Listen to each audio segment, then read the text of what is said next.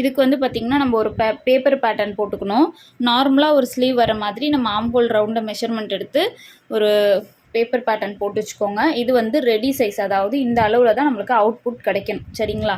இப்போ அது மாதிரி தான் நான் இப்போ வந்து ஸ்டிச் பண்ணி இந்த ஸ்லீவ் வந்து எடுத்திருக்கேன். பாருங்கள், அவுட்புட் வந்து இந்த அளவு வந்துச்சு பார்த்தீங்களா? இந்த மாதிரி வரணும். இப்போது இந்த மாதிரி வரத்துக்கு நம்ம ஃப்ளீட்டும் வைக்கணும், ப்ளஸ் அவுட்புட் வந்து நம்மளுக்கு தேவையான ரெடி சைஸ் ஆம் ஹோல் ரவுண்டுக்கு தகுந்த மாதிரி வந்துடணும் இல்லையா? அதுக்காக நான் என்ன செஞ்சுக்கிறேன், ஃபஸ்ட்டு பேப்பர் பேட்டர்ன் போட்டோம் இல்லையா, அந்த பேப்பர் பேட்டர்ன் போட்டதில் கைக்கு தேவையான உயரமும் கைக்கு தேவையான அகலம் அந்த ஆம் ஹோல் ரவுண்டும் நம்ம மெஷர்மெண்ட் எடுத்து கை பீஸ் வந்து நம்ம பேப்பர் பேட்டர்னில் போட்டதுக்கப்புறம் என்ன செய்யணும்னா, இந்த மாதிரி கிளாத்தில் கொண்டு போய் வைக்கணும். லைனிங் கிளாத் வந்து எப்படி எடுக்கணும்னா, நம்ம இந்த பேட்டர்ன் போட்டதில் இருந்து எக்ஸ்ட்ராவாக 4 இன்ச்சு ஒரு பக்கத்துக்கு, சரிங்களா? ஒத்தையாக போட்டிருக்கேல 4 இன்ச்சு, இங்கிட்டு 4 இன்ச்சு ப்ளஸ் இன்னொரு கிளாத்தில் அதே மாதிரி இந்த இடம் 4 இன்ச்சு வரணும். அதாவது நம்மளோட ரெடி சைஸ்லேருந்து எக்ஸ்ட்ராவாக துணியை 2ஆக மடித்தோம்னா 4 இன்ச்சு, மடிக்காமல் ஒத்தையில் விட்டிங்கன்னா 8 இன்ச்சு கணக்கில் நம்ம வந்து இப்படி லைனிங் எடுத்துக்கிறேன். அதுக்கு ஈவனாகவே நான் வந்து என்ன செஞ்சுக்கிறேன்னா மெயின் கிளாத்தும் எடுத்துக்கிறேன். சரிங்களா? ஓகே, இப்போ எடுத்ததுக்கப்புறம் நான் என்ன பண்ண போகிறேன்னா, ஃபஸ்ட்டு ஒரு சைடு எட்ஜு வந்து நம்மளுக்கு கீழே இப்படி ஃப்ளோயியாக விடுறனால நம்மளுக்கு ஃபினிஷிங் பண்ணிடணும் இல்லையா? அதுக்காக ஒரு 1/4 இன்ச்சில் தையல் போட்டு நான் திருப்பிக்கிறேன்.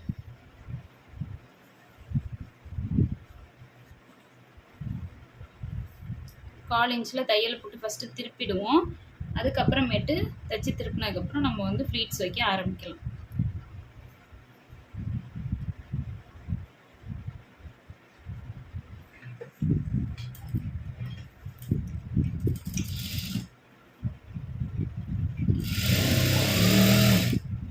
இந்த மாதிரி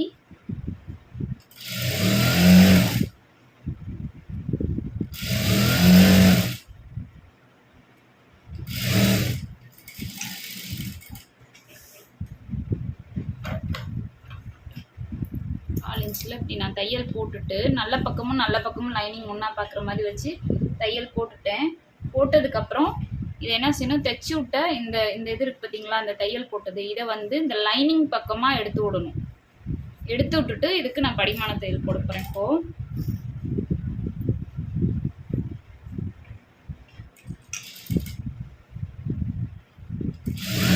கரெக்டாக எடுத்துருக்கான்னு பார்த்துட்டு அது மேலேயே எடுத்து விட்டுட்டு தையல் போடணும்.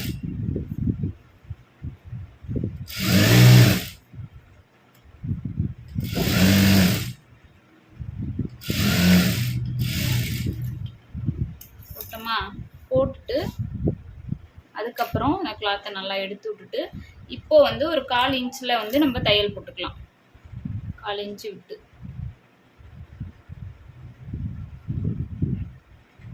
கூட்டுற அளவில் நான் வந்து தையல் போடுறேன்.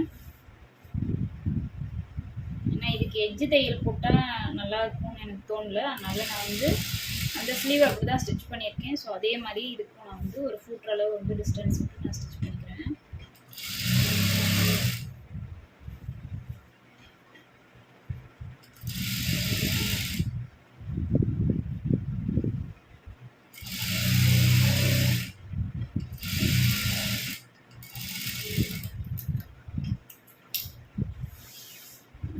தையல் போட்டாச்சுங்களா? இப்போ இதை ஃபுல்லாகவே வந்து நான் என்ன செய்கிறேன், லைனிங்கையும் மெயின் கிளாத்தையும் ஜாயின் பண்ணிக்கிறேன். ஒரு பக்கம் நம்ம தைச்சி திருப்பி எல்லாம் பண்ணிட்டோம், பட் மித்த சுற்றிலும் வந்து நம்ம லைனிங்கையும் மெயின் கிளாத்தையும்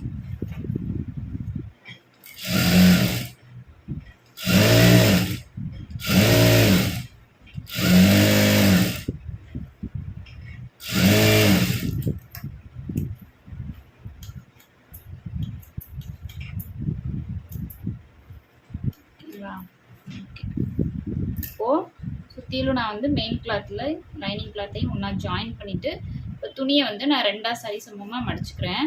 மடிச்சுட்டு இப்போ நம்ம விட்டோம் இல்லையா 4 இன்ச்சு, அந்த 4 இன்ச்சை நான் வந்து தனிப்படுத்தி மார்க் பண்ணிக்கிறேன்.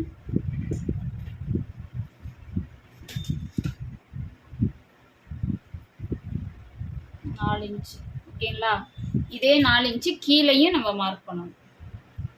அங்கே என்ன 4 இன்ச் பண்ணமோ அதே 4 இன்ச் தான் இங்கேயும் வரணும். இதே சேம் இந்த பக்கமும் நம்ம மார்க் பண்ணிக்கணும். 2 பக்கமும் 4 இன்ச்சு 4 இன்ச்சு. இதை நாச் கட் பண்ணி விட்டுக்கலாம் இங்கே மேலே, பட் கீழே வந்து கட் பண்ண முடியாது இல்லையா, அதனால் மார்க் பண்ணிக்கணும். ஓகே, இப்போ என்ன பண்ணணும், ஸ்லீவை வந்து நம்ம ஃப்ளீட் வைக்க ஸ்டார்ட் பண்ணிடலாம். இப்போ நம்ம என்ன பண்ண போகிறோம், ஃப்ளீட் எங்கேருந்து எது வரைக்கும் வைக்க போகிறோம்னா, இங்கே இருந்து இந்த மார்க்லேருந்து இந்த மார்க் வரைக்கும் நம்ம மேலே ஃப்ளீட் வைக்க போகிறோம். அதே மாதிரியே கீழேயும் ஃப்ளீட் வைக்க போகிறோம். ஏற்கனவே ஃபுல் பஃப் வந்து எப்படி வைக்கணும்னு நான் சொல்லி கொடுத்துருக்கேன். அதில் இருக்க மாதிரி அதில் அதே மெத்தடில் ஃபஸ்ட்டு ஒரு குட்டி ஃப்ளீட் எடுத்து ஃபஸ்ட்டு சிங்கிளாக ஒரு ஃப்ளீட் எடுத்து ஸ்டிச்சிங்கை போட்டுடலாம். அதுக்கப்புறம் ஒரு 1/2 இன்ச்சில் தள்ளி ஒரு ஃப்ளீட் எடுக்கிறோம். எடுத்து இந்த ஃப்ளீட்டை இப்படி கொண்டு போய் உள்ளே தள்ளுறோம். இப்படி தள்ளணும்னா அழகாக அது வந்து குட்டியாக 3 ஃப்ளீட்டாக வந்துடும். ஏற்கனவே எடுத்தது இப்போ எடுத்தது ஒன்று, நடுவில் ஒரு ஃப்ளீட் வந்து அதுவாக உருவாயிடும். அது மாதிரி க்ரியேட் ஆகிக்கும். லைனிங்கும் மெயின் கிளாத்தும் ஒரே மாதிரியே எடுக்கணும். ஃப்ளீட் எடுக்கும்போது சேர்ந்த மாதிரி கையில் பிடிக்கணும். ஃபஸ்ட்டு ஒரு 1/2 இன்ச் இல்லை 3/4 இன்ச்சில் இந்த மாதிரி ஒரு குட்டி ஃப்ளீட் எடுத்துக்கோங்க. குட்டியாக தான் எடுத்திருக்கேன். இதை இப்படி கொண்டு போய் தள்ளினீங்கன்னா உள்ளே ஒரு ஃப்ளீட் வந்து க்ரியேட் ஆகும். அதை அப்படியே இந்த ஹூக்கை வச்சு டூவில் வச்சு நான் அப்படியே ஃபிக்ஸ் பண்ணிவிட்டு அப்புறம் ஸ்டிச் பண்ணுறேன். இந்த மாதிரி மெதுவாக நீங்கள் போட்டுகிட்டே வந்தீங்கன்னா கரெக்டாக வந்துடும். ஃப்ளீட் வந்து கரெக்டாக இந்த நாச்சு வரைக்கும் வச்சா போதும். சரிங்களா? மார்க் பண்ணி வைக்க மாட்டிங்களா, அது வரைக்கும் வைக்கணும். அவ்வளோதான். ஓகே, இப்போ இங்கே மேலே வச்சாச்சா? இப்போ இதே மாதிரி இதை திருப்பிட்டு கீழே வைக்கணும். கீழே வைக்கும் போது என்ன செய்யணும், இப்போ ஃப்ளீட் வந்து பார்த்திங்கன்னா நான் வைக்கும் போது என்னையை பார்த்து வச்சுருக்கேன். சரிங்களா? நம்மளை பார்த்து வைக்கணும் இந்த பக்கெட்டு ஃப்ளீட்டு. அதே மாதிரியே கீழே வரும்போதும் இந்த ஃப்ளீட்டும் நம்மளை பார்த்தே தான் வைக்கணும். இந்த ஃப்ளீட் இப்போ திருப்பினும் போது அங்கிட்டு வந்துடும், இது வந்து நம்மளை பார்த்து இருக்கும். இப்படி வரும்போது இந்த ஃப்ளீட் வந்து ட்விஸ்ட் ஆகுது இல்லையா, ட்விஸ்ட் ஆகும்போது உங்களுக்கு பஃப் நல்லா எடுத்து கொடுக்கும். அதுக்காக தான் இங்கிட்டும் அங்கிட்டுமா மாற்றி மாற்றி நம்ம வைக்கணும். இப்போ அங்கே என்ன பண்ணமோ அதே வேலையை இங்கே திரும்பவும் அந்த மார்க் பண்ணியிருக்க இடத்துல இருந்து ஸ்டார்ட் பண்ண வேண்டியதான்.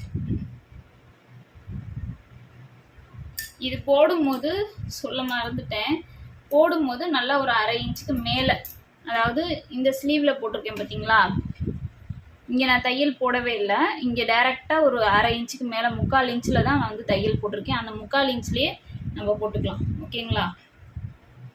இல்லை உங்களுக்கு கொஞ்சம் அது வர்றது கஷ்டமாக இருக்குன்னா நீங்கள் ஃபஸ்ட்டு இந்த மாதிரியே லைட்டாக ஒரு பெரிய தையல் வச்சு போட்டுருங்க. போட்டுட்டு அதுக்கப்புறமேட்டு 3/4 இன்ச்சில் ஒரு தையலை போட்டு பிரித்து விட்ருங்க. ஓகேங்களா? இது போடும்போது இந்த ஃப்ளீட் வந்து கீழே வந்து ஈவனாக இருக்கணும். ஈவனாக இருந்தால் தான் பார்க்க நல்லா இருக்கும். சரிங்களா? அதனால் ஈவனாக வச்சுக்கோங்க. இதுதான் கொஞ்சம் பொறுமையாக பண்ணணும்.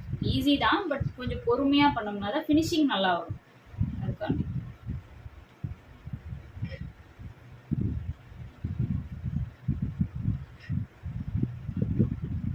லெவல் வந்து கீழே ஒரே மாதிரியே இருக்கணும்.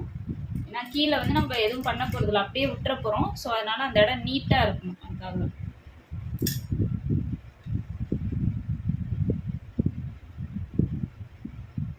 நான் இதுக்கு என்ன பண்ணிக்கிறேன், கையிலேயே ஃப்ளீட் எடுத்துடுறேன். ஏன்னா எனக்கு இது வந்து இந்த இடத்துக்கு இதுதான் சூட் ஆகுது வேலை நம்ம பார்க்க. ஸோ அதனால் நம்ம அப்படியே வச்சுக்கணும். ஏன்னா அப்போ தான் அந்த கீழே இருக்க கார்னர் எட்ஜை வந்து நான் வந்து ஈவன் பண்ணுறேன் கையிலேயே. ஓகேங்களா? நம்மளுக்கு ஒரு நிதானம் தெரியுது. அதுக்காக தான் டூலில் பண்ணும்போது முன்ன பின்னா எடுத்துக்கும். மேலே எப்படி வேணால் பண்ணிடலாம், பட் கீழே வந்து நம்ம அப்படியே விடுறனால கொஞ்சம் ப்ராப்பராக பண்ணாதான் நல்லாயிருக்கும்.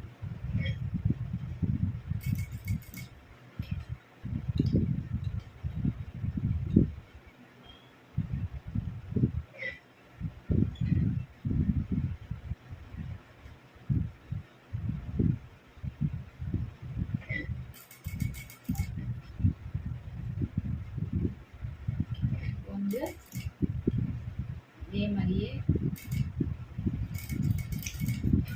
இந்த கீழே போட்டிருந்த நாச்சு வரைக்கும் நான் என்ன செஞ்சுட்டேன், ஃப்ளீட் வந்து வச்சுட்டேன். இது வரைக்கும் நான் வந்து ஃப்ளீட் வச்சுட்டேன். சரிங்களா? இப்போ என்ன பண்ண போகிறோன்னா, நம்ம பேப்பர் பேட்டர்ன் போட்டோம் இல்லையா, இந்த பேப்பர் பேட்டர்னை அப்படியே இப்படி மேலே வச்சுக்கோங்க. கரெக்டாக எட்ஜில் இருந்தே வச்சுக்கோங்க. ஏன்னா ஃபினிஷிங் நம்ம மேலே பண்ணிட்டோம், பிரச்சனை இல்லை. கரெக்டாக அந்த உயரம் இருக்கு இல்லைங்களா? இப்போது இது மேலேயே நம்ம என்ன செய்யணும், சென்டர் பார்த்துக்கோங்க. இதில் சென்டர் கூட கட் பண்ணிடலாம் நம்ம இந்த பீஸ்லேயுமே. இந்த ஃப்ளீட் ரெண்டு பக்கமும் ஒரே மாதிரியே வச்சுட்டு சென்டர் கட் பண்ணிக்கோங்க. சென்டர் கட் பண்ணிவிட்டு அதே மாதிரியே பேப்பர் பேட்டர்னோட சென்டர் இருக்கு இல்லையா, அந்த சென்டரும் இந்த சென்டரும் ஒரே மாதிரியே வச்சுக்கோங்க. நீங்கள் உங்களுக்கு வேணும்னா பேப்பர் பேட்டர்ன் அப்படியே வந்து பின் பண்ணிக்கிட்டாலும் சரி, இது வச்சு குண்டூசி வச்சு குத்திக்கோங்க. அங்கங்கே வந்து நீங்கள் அதை வந்து ஸ்டேபிள் பண்ணிவிட்டு அதுக்கப்புறம் அதை ஒட்டுன மாதிரி இந்த ஓரங்களில் ஒட்டுன மாதிரி ஒரு தையல் போட்டுக்கோங்க. சரிங்களா? அது மேலேயே தையல் போட்டுட்டு அப்படியே வந்துட்டிங்கன்னா அந்த ஃப்ளீட்ஸில் எல்லாம் தையல் நல்லா விழுந்துடும். அப்படி விழுகும் போது என்ன ஆகுனா நம்மளுக்கு வந்து இப்போது இந்த ஷேப்புக்கு கட் பண்ணும்போது ஃப்ளீட்ஸ் வந்து டிஸ்டர்ப் ஆகாது. ஏன்னா ஷேப் கட் பண்ணும்போது நம்ம கரெக்டாக ஒரு 1/4 இன்ச்சு விட்டு தான் கட் பண்ணுவோம் துணியை. ஸோ அப்படி கட் பண்ணுறதுனால அந்த ஃப்ளீட்ஸ் வந்து டேமேஜ் ஆகாமல் உங்களுக்கு எடுத்துகிட்டு வராமல் கரெக்டாக அவுட்டரில் தான் நம்ம கட் பண்ணுற மாதிரி இருக்கும். நம்ம ஃபஸ்ட்டே வந்து ஷேப்பை கட் பண்ணிட்டோம்னு வச்சுக்கோங்களேன், இந்த ஃப்ளீட்ஸ் எல்லாம் எடுத்துக்கும் நம்ம துணியை கட் பண்ணிட்டோம்னா. அதனால் இந்த மாதிரி ஒரு தையல் போட்டுட்டு அதுக்கப்புறம் அதை சுற்றிலும் ஒரு 1/4 இன்ச்சோ இல்லை 1/2 இன்ச்சோ தையலுக்கு நீங்கள் விட்டுருந்தீங்கன்னா அது கனெக்ட் பண்ணிவிட்டு கட் பண்ணிக்கோங்க.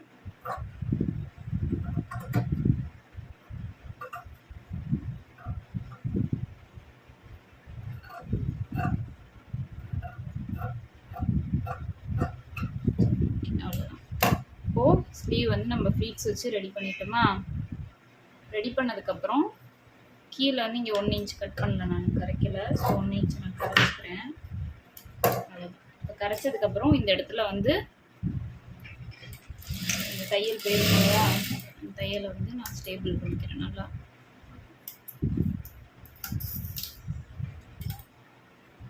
பஃப் ஸ்லீவ் பொறுத்த வரைக்கும் நம்ம வந்து குடையணுன்ற அவசியம் இல்லை. நார்மல் ஸ்லீவ்னால் கண்டிப்பாக குடையலாம், பட் பஃப் ஸ்லீவுக்கு குடையணுன்ற கட்டாயமே இல்லை. சரிங்களா? இப்போ இது மாதிரி தூக்கிட்டு இருக்குல்ல, இதுக்காக தான் நம்ம அந்த இங்கே வந்து ஒரு பெல்ட் மாதிரி வைக்க போகிறோம். இருந்தாலும் எப்படி வைக்கிறதுன்னு பார்க்கலாம். இப்போ பாருங்கள், இது இந்த பெல்ட்டு வந்து வைக்கிறதுக்கு நான் இந்த மாதிரி ஒரு 1 இன்ச்சில் ஒரு கிளாத் எடுத்திருக்கேன். நான் ஃபுல்லாகவே ஸ்லீவ் ஃபுல்லாக வைக்கிற மாதிரி எடுக்கல, சும்மா வெளியில் தெரிகிற அளவு மட்டும் இந்த பெல்ட் வந்தால் போதும்னு நான் எடுக்கிறேன். ஏன்னா துணி வந்து எனக்கு கொஞ்சம் ரொம்ப கரெக்டாக இருக்குது, அதனால் நான் அதை வந்து அட்ஜஸ்ட் பண்ணி தைக்கிறேன். இப்போ வந்து பார்த்திங்கன்னா இது என்ன செய்யணும், இந்த ரா எட்ஜஸ் எல்லாம் உள்ளே கொண்டு போயிடணும். ஃபஸ்ட்டு ஒரு ஃபோல்டு, அப்புறம் இந்த ரா எட்ஜஸையும் ஒரு ஃபோல்டு பண்ணிவிட்டு அதுக்கப்புறம் இதை ரெண்டையும் இப்படி க்ளோஸ் பண்ணிடலாம்.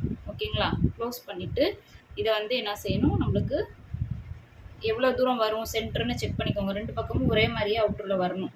அதுக்கு தகுந்த மாதிரி நான் வச்சுக்கிறேன் இப்படி. ஓகேங்களா? வச்சுட்டு நம்ம வந்து பொறுமையாக தைச்சாலும் ஃபினிஷிங் நீட்டாக வரணும், அதுதான் ரொம்ப முக்கியம். கடகடன்னு தைக்கிறேன்னு கடமைக்கு தைச்சிடக்கூடாது.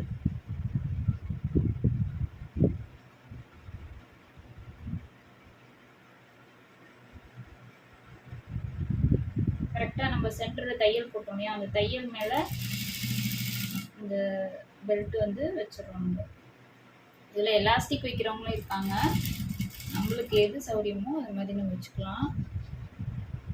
என்ன கேட்டால் எலாஸ்டிக்கோட இதுதான் ரொம்ப ஈஸி, கம்ஃபர்டபுளாக இருக்கும். எலாஸ்டிக் வந்து அந்த இடம் ஒரு மாதிரி அன்கம்ஃபர்டபுளாக ஃபீல் ஆகும் கைக்கிட்ட. ஸோ இதுதான் வந்து பெஸ்ட்டு நான் சொல்லுவேன். ஸோ இந்த ஓரம் வந்தோடனே அப்படியே நான் வந்து நீடில் திருப்பி இந்த எட்ஜ் இருக்கு இல்லையா கிளாத்தில் இன்னொரு கார்னரையும் நான் வந்து இதில் எட்ஜ் மேலேயே தையல் போடணும், அப்போ தான் நீட்டாக இருக்கும் கிளாத்து.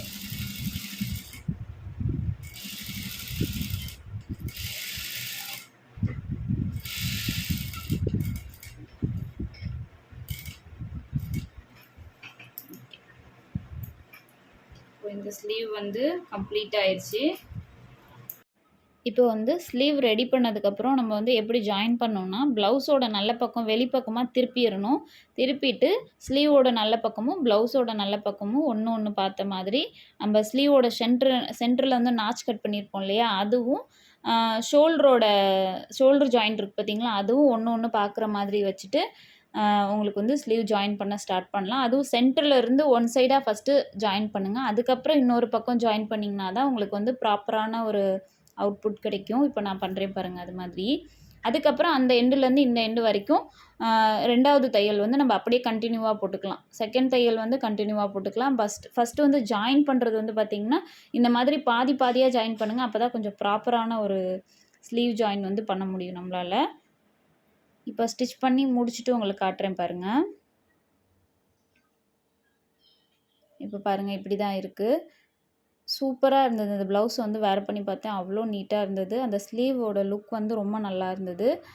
இந்த கலருக்கு மேட்ச் ஆகிற மாதிரி என்கிட்ட நிறைய சாரீஸ் இருக்குது. ஸோ அதனால தான் நான் வந்து அது எல்லாமே கொஞ்சம் ட்ரெடிஷ்னல் டைப் ஆஃப் சாரீஸ் தான். அதனால் அதுக்கு வேர் பண்ணுற மாதிரி நான் பஃப் ஸ்லீவ் வச்சு ஸ்டிச் பண்ணேன். ஓகே, இந்த வீடியோ உங்களுக்கு யூஸ்ஃபுல்லாக இருக்கும்னு நினைக்கிறேன். தேங்க்யூ ஃபார் வாட்சிங்.